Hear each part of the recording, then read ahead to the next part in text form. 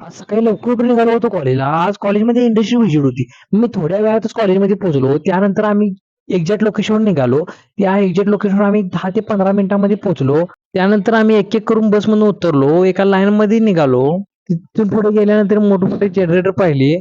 त्यानंतर विनायक देवा आदर्श म्हणले, आम्हाला पण ब्लॉगमध्ये घे की कधीतरी.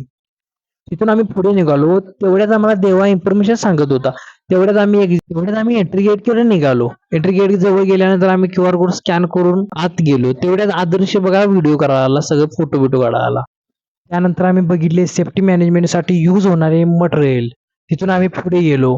तिथून पुढे गेल्यानंतर ऑटोमेशन रोबोटिक्स सर एक्सप्लेन करत होते. त्यानंतर आम्ही पुढे गेलो. मशीनचा सेटअप कसा लावला आहे ते बघा. हे बघा, हे मला वाटले या छोट्या मशीनमधून जाळ लागलाय, पण तसं काही नाही.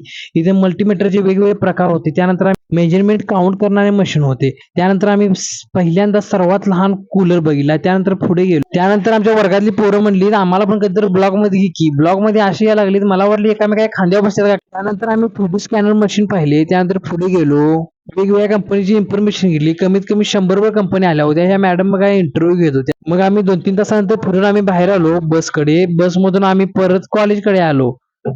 कसा आहे आजचा व्हिडिओ?